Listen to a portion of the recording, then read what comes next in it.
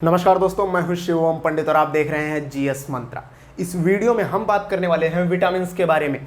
इस वीडियो में टॉपिक है अपना विटामिन, जिसमें हम जानेंगे विटामिन, उनके रासायनिक नाम, उनके स्रोत, उनसे होने वाले रोग और फिर उनके बारे में कुछ महत्वपूर्ण फैक्ट्स जो परीक्षाओं में पूछे जाते हैं। तो 10 मिनट की इस वीडियो में आपको पूरा विटामिन कवर कर दिया जाएगा, तो शुरू से लास्ट तक देखिएगा। चलिए शुरू करते हैं।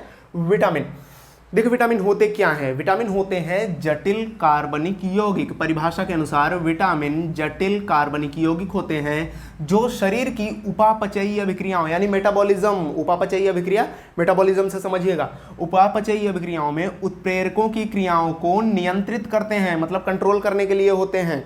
ठीक है, इनकी खास बात क्या होती है कि ये मानव शरीर में संश्लेषित नहीं किए जा सकते, यानी हमको इनको बाहर से ही ग्रहण करना पड़ता है, कुछ खाने के द्वारा ही हम इनको प्राप्त कर सकते हैं। ठीक है, तो ये मानव शरीर में संश्लेषित नहीं होते हैं, लेकिन इसके भी अपवाद हैं। ये कंफर्म नहीं है कि मानव शरीर से संश्लेषित नहीं होते। इसके अपवाद कौन कौन से हैं? विटामिन B12 जिसे आप साइनोकोबालामिन कहते हैं, विटामिन K और विटामिन D। विटामिन D कैसे प्राप्त होता है? सब लोग कहते हैं ना धूप से विटामिन D मिलती है। धूप में विटामिन D अलग से नहीं आता है। विटामिन डी कैसे मिलता है? मानव की त्वचा में होता है इर्गेस्टेरॉल। मनुष्य की त्वचा में होता है इर्गेस्टेरॉल, जो शरीर पर धूप पड़ने से विटामिन डी में परिवर्तित होता है, जिसमें से विटामिन डी उत्पन्न होता है। ठीक है, आपकी त्वचा में जो इर्गेस्टेरॉल होगा, और सुबह की धूप में ही ये प्राप्त होता है। बहुत ज़्यादा धूप होती है तो इर्गेस्टेरॉल कन्वर्ट नहीं हो पाता है। ठीक है, तो ऐसा नहीं है कि दोपहर 12 बजे खटिया डाल के सो जाए छत पे। चलिए, अब विटामिन को 2 प्रकार से वर्गीकृत किया जाता है। ठीक है, जिसमें हम सभी को पढ़ेंगे। पहले वर्गीकरण आपको बता देते हैं। विटामिन 2 प्रकार से वर्गीकृत किए जाते हैं, घुलनशीलता के आधार पर या विलेयता के आधार पर, जिसे आप कह सकते हैं। तो एक होंगे आपके जल में घुलनशील विटामिन, दूसरा होगा आपका वसा में घुलनशील विटामिन। ठीक है, तो अब कौन कौन से विटामिन जल में घुलनशील होंगे, कौन कौन से वसा में घुलनशील होंगे? विटामिन ए, डी, ई और के। एडेक याद कर लीजिएगा, एडेक आपके ADEK, ये जो है आपके, ये वसा में घुलनशील विटामिन हैं। और जल में घुलनशील जो विटामिन है वो है विटामिन बी और सी। बी में कई प्रकार के विटामिन होते हैं। ठीक है, 8 प्रकार के विटामिन होते हैं बी में, 1, 2, B1, B2, B3 ऐसे करके अभी आप पढ़ेंगे, अभी मैं आपको बताऊंगा। तो विटामिन बी और सी जल में घुलनशील होते हैं, ADE वसा में घुलनशील होते हैं। ठीक, ये कोई अलग से निकाल के घोले नहीं जाते हैं, ये आपके शरीर में जो जल, आपके शरीर में जो वसा होती है उसी में घुलनशील होते हैं, उसी में घुलेंगे और उसके बाद आपको पोषकता प्रदान करेंगे। तो चलिए अब शुरू करते हैं जल में घुलनशील विटामिन वाले को पहले। ठीक है, पहले पानी की बात करते हैं। जल में घुलनशील विटामिन बी और सी। बी के प्रकारों पर आते हैं। देखिए, विटामिन B1, ठीक, सबसे पहले जल में घुलनशील की लिस्ट आपके सामने है। ठीक है, B1 का रासायनिक नाम क्या है? थायमीन। ठीक है, रासायनिक नाम सभी विटामिन के याद होने चाहिए। इसे पूछा जाता है कभी कभी, विटामिन के नाम ही नहीं देता है, देगा थायमीन की कमी से कौन सा रोग होगा, राइबोफ्लेविन कमी से कौन सा रोग होगा, इसलिए इसके लिए तैयार रहिए। ठीक है, B1 थायमीन। इसके स्रोत क्या हैं? स्रोत अनाज, फलियां, सोयाबीन, दूध, यीस्ट, अंडे और मांस इसके स्रोत में आते हैं। विटामिन B1 या थायमीन की कमी से कौन सा रोग होगा? बेरी। ठीक है, लिखते चलिएगा। अगर नहीं लिख पा रहे हैं तो वीडियो को रिपीट करके देखिएगा, बाद में लिखिएगा। अभी सुन लीजिए, विटामिन B2 राइबोफ्लेविन या राइबोफ्लाविन जिसे हम कहते हैं। ठीक है, विटामिन B2 ये पनीर, मशरूम, अंडे, यीस्ट, मांस, यकृत, बीन्स, आपके मेवा, हरी सब्जियां पाए जाते हैं। ठीक, इसकी कमी से क्या होगा? किलोसिस हो जाता है। किलोसिस नाम का रोग होता है विटामिन B2 या राइबोफ्लेविन की कमी से। विटामिन B3 की बात करते हैं। B3 नियासिन जिसका रासायनिक नाम है नियासिन। विटामिन B3 दूध, यीस्ट, मछली, मांस, यकृत, अंडे, हरी मटर, मूंगफली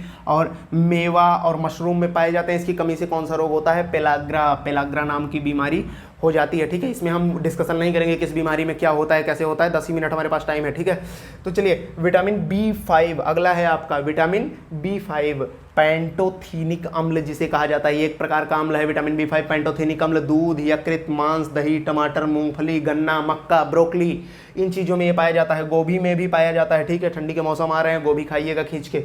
वृद्धि में कमी हो जाती है इसकी कमी से। देखिए, विटामिन की कमी से रोग होते हैं ना, वृद्धि में कमी हो जाएगी, मतलब नाटे खूटे रह जाएंगे।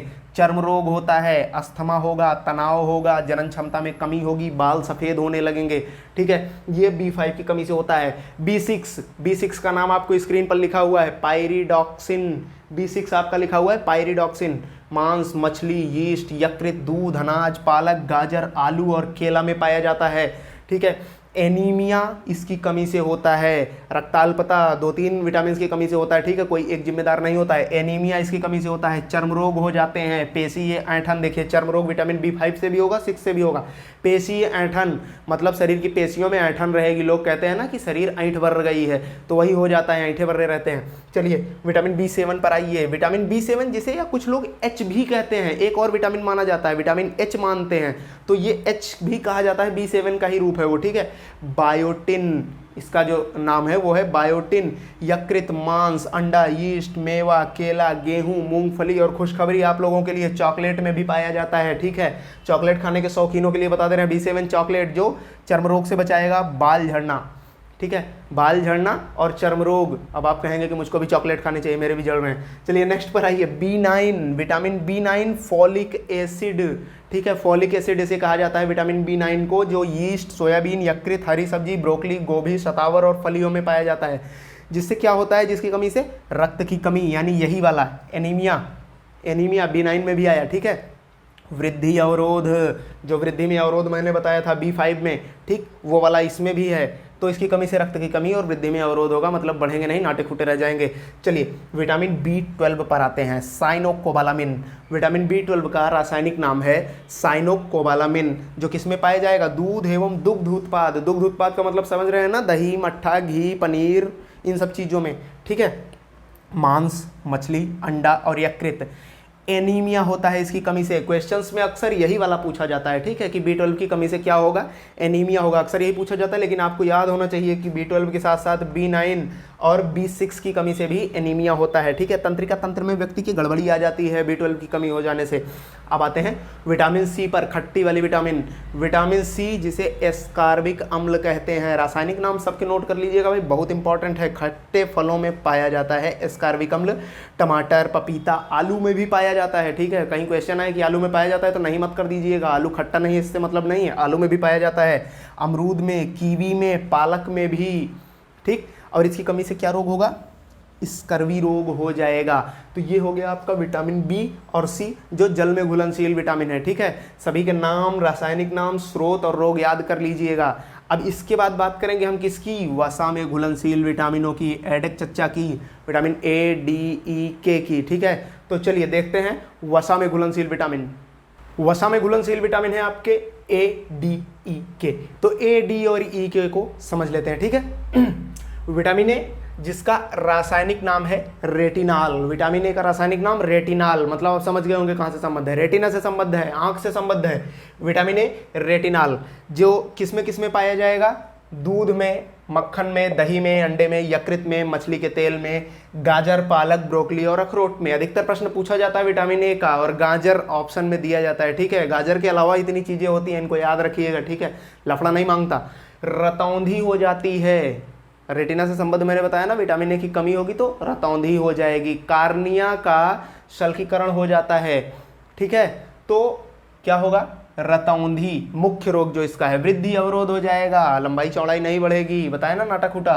कैरेटोमैसेसिया, कैरेटोमैसेसिया जो है हो जाता है इससे। कैरेट गाजर समझ रहे हैं ना, कैरेटोमैसेसिया गाजर पाया जाएगा, विटामिन ए कैरेटोमैसेसिया इससे, ठीक। चलिए आइए विटामिन डी पर। विटामिन डी कैल्सीफेराल, धूप वाला विटामिन। अब बताया ना विटामिन डी का रासायनिक नाम क्या है, कैल्सीफेराल। किस में पाया जाएगा, मक्खन, यकृत, अंडे, सूर्य का प्रकाश, मछली और दूध, इतनी चीजें। सूर्य का प्रकाश बहुत इंपॉर्टेंट है, इसमें पूछा जाता है, बाकी आपको मक्खन, यकृत, अंडे, मछली और दूध याद रखना है। दूध देखिए लगभग सारे विटामिन दूध में पाए जाते हैं, विटामिन सी को छोड़कर, ठीक है।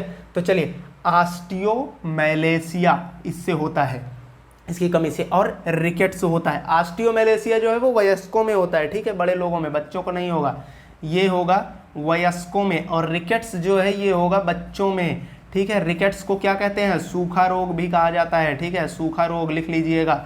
अब आइए नेक्स्ट पर चलते हैं। अगला विटामिन जो है आपका vitamin E tocopherol, vitamin E tocopherol. Tocopherol किस में पाया जाएगा, मूंगफली के तेल में पाया जाएगा, आपका गेहूं में पाया जाएगा, बादाम में पाया जाएगा, सोयाबीन और अंडे की जर्दी में पाया जाएगा। विटामिन ई जिसे कहेंगे टोकोफेराल।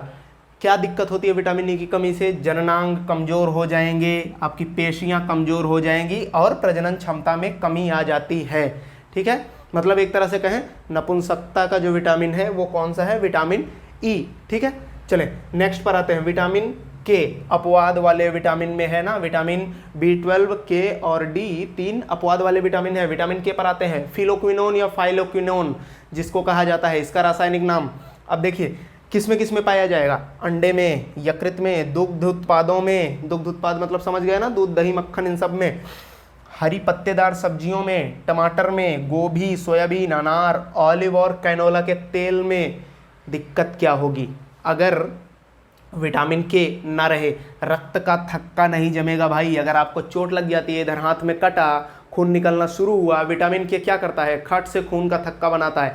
अगर विटामिन के नहीं रहा तो आपके शरीर में वो खून का थक्का नहीं बनेगा, मतलब क्लॉटिंग नहीं होगी ऊपर, और क्लॉटिंग नहीं होगी तो क्या होगा, रक्त बहता जाएगा, अतिस्राव हो जाएगा और खून हो गया खत्म, आप गए चिटक।